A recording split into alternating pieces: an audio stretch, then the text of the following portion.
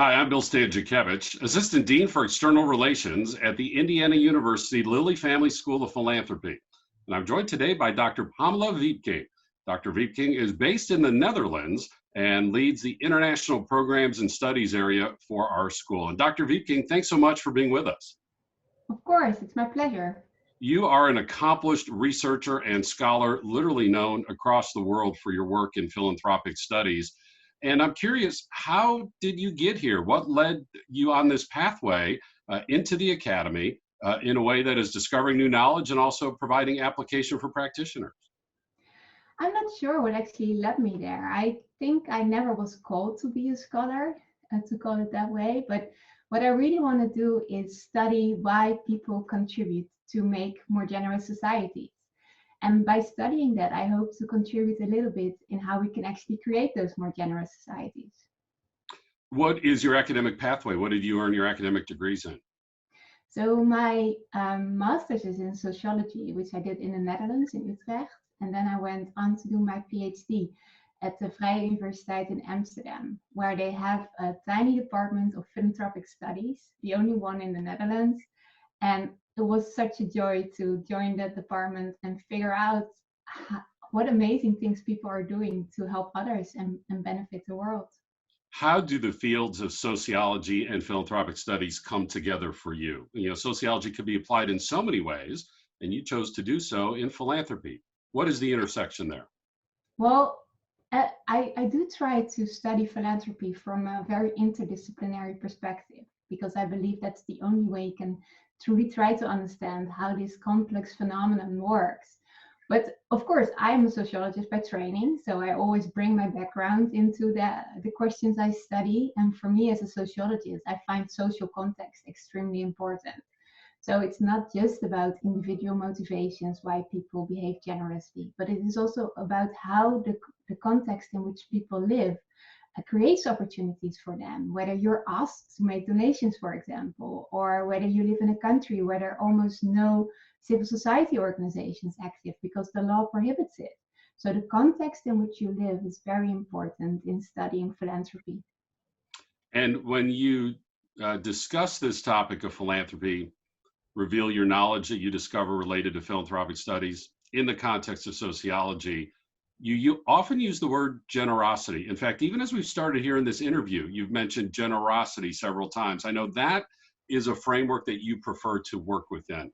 Can you help us understand, why you emphasize that word generosity, even more so perhaps than philanthropy?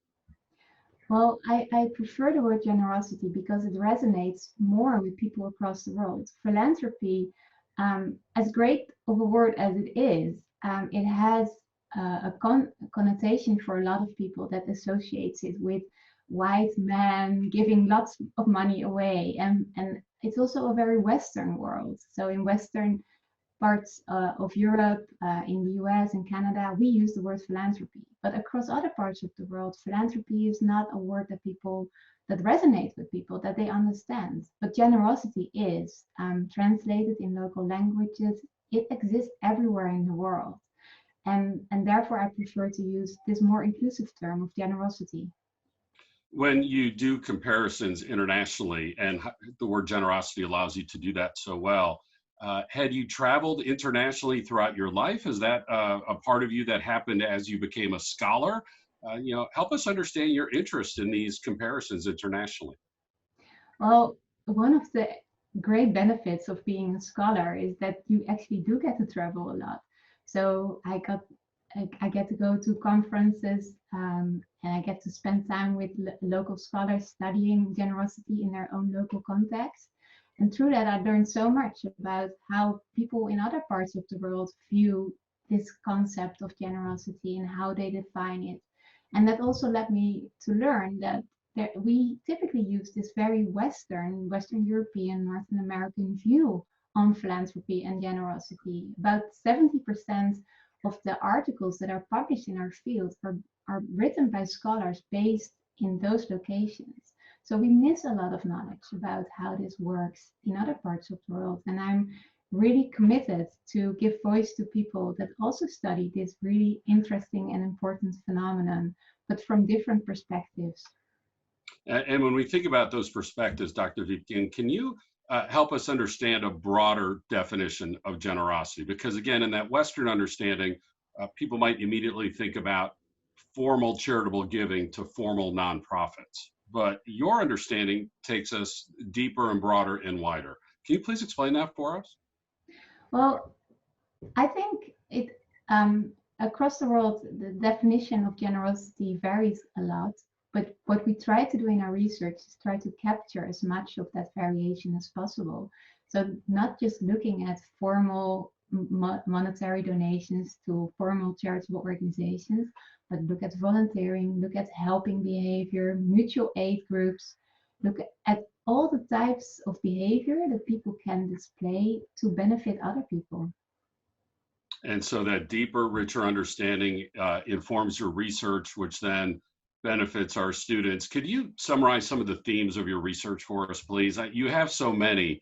I know that's something we could talk about quite extensively. How would you summarize the themes of your research? What I really try to do is come to an inclusive, comparative understanding of generosity, behavior, and motivations. And you can do that in so many ways that indeed I'm involved in a lot of studies.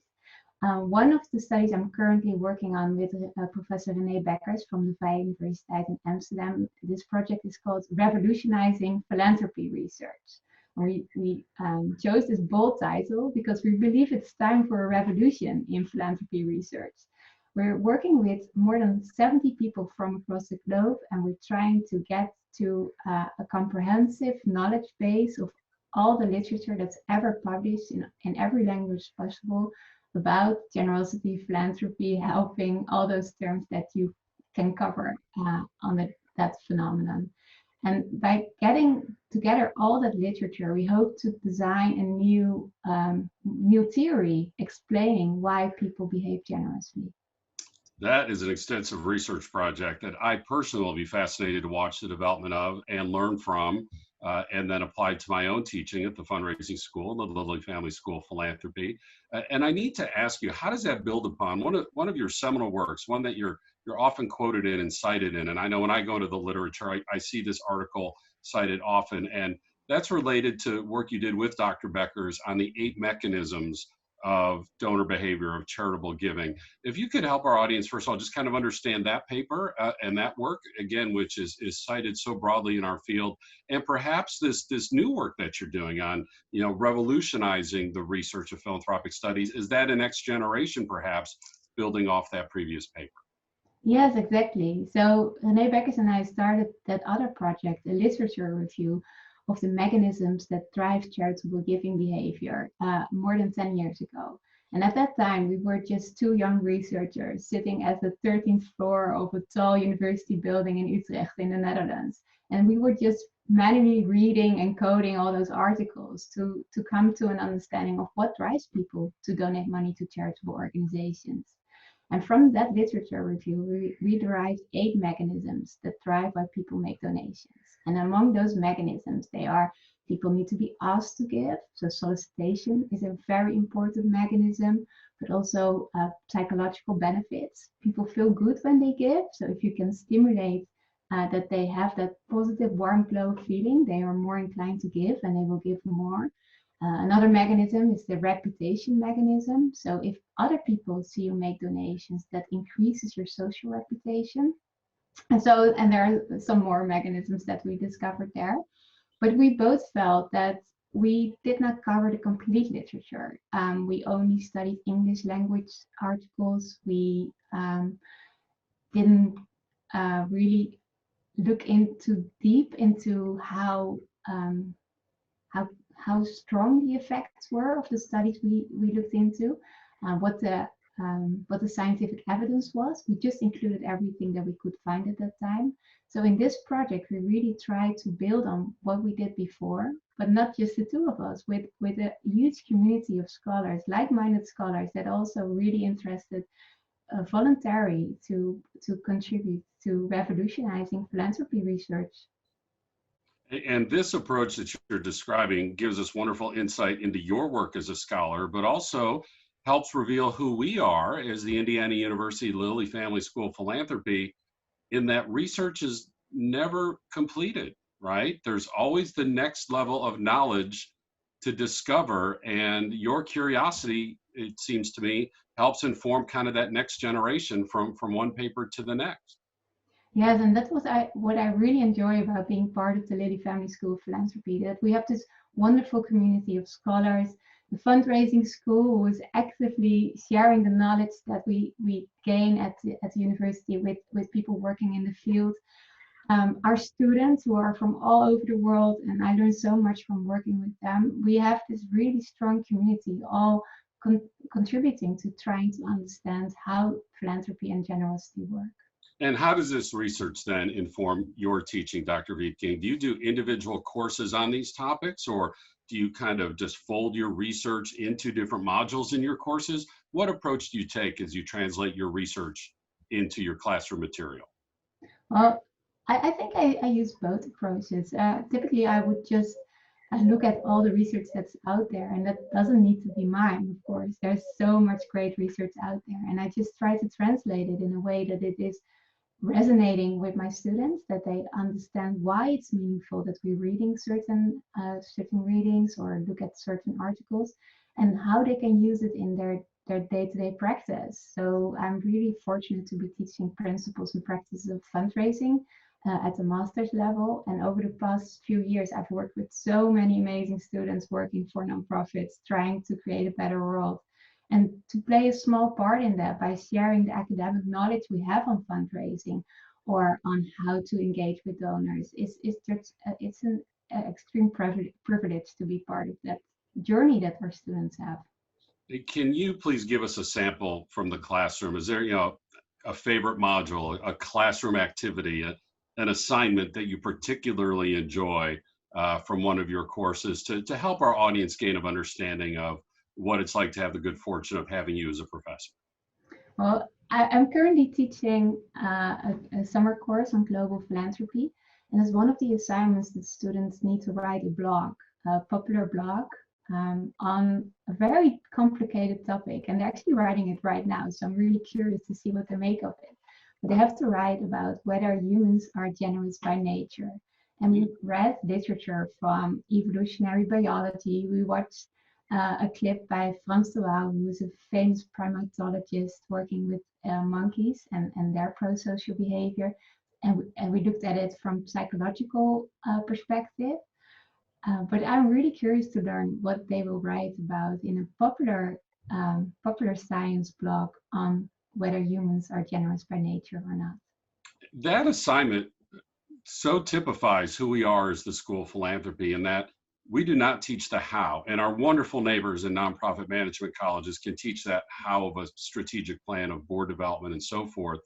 That assignment really reveals that we're teaching the what, the why, and challenging students with these complex concepts and deeper level questions, and really helping them be enriched as well as educated. Can you help describe your philosophy in that regard, please, as you think about how our school is preparing leaders for the philanthropic sector? Well, I believe that all students can reach potential growth by joining our school.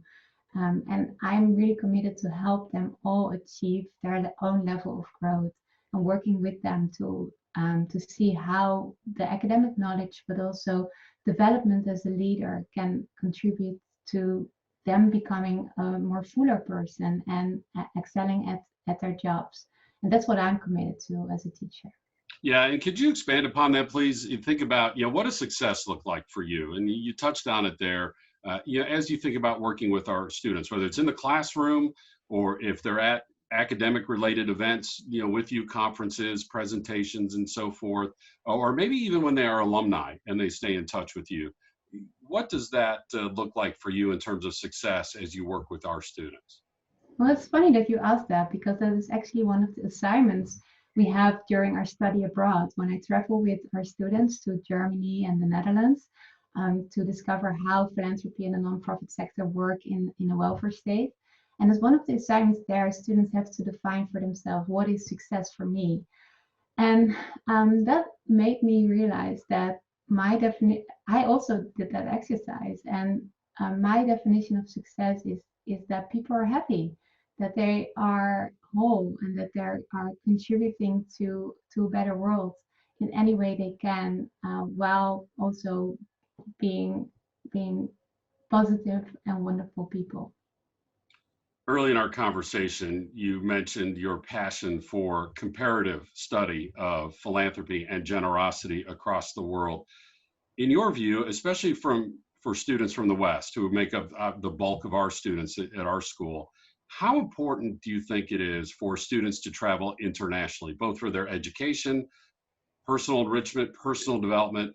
How important is it for students to travel internationally to countries that are different from their own in terms of government structure, government approach, culture, language, all the aspects of international travel? How key is that for a student's development? I think it's extremely important that you venture beyond the boundaries of where you live, and that you discover that other people in other parts of the world are just also people, but they live in a different context and they may have a different culture. But at the same time, they have the same dreams and wishes for their children. They are just also people. So it is hard to understand how other people live when you haven't traveled, but it is possible still, I would say. But I do think it adds so much depth if you get to experience how other people live, how their societies are organized, and what the benefits are of different types of organization, of societies, of different types of democracies, or maybe living in a country that doesn't have a democracy, but you can still identify with the people living in a country like that, and see what they want with their lives. And I think it's such a privilege to be able to travel. And if you have the opportunity to do so, I would highly encourage you to do that. I would also like to take the opportunity to thank the donors of the chair that I hold at the Lilly Family School, because Mary Joy and Jerry Stead made generous donation to the Lilly Family School to allow me to take the position of the visiting Stead Family Chair in International Philanthropy. And without their generosity, I would never have been able to join the Lilly Family School and contribute to the international perspectives at the school from the Netherlands, where I'm currently working. Dr. Pamala Wiepking leads international programs in the Stead Family Chair at the Indiana University Lilly Family School of Philanthropy. I'm Bill Stanczykiewicz.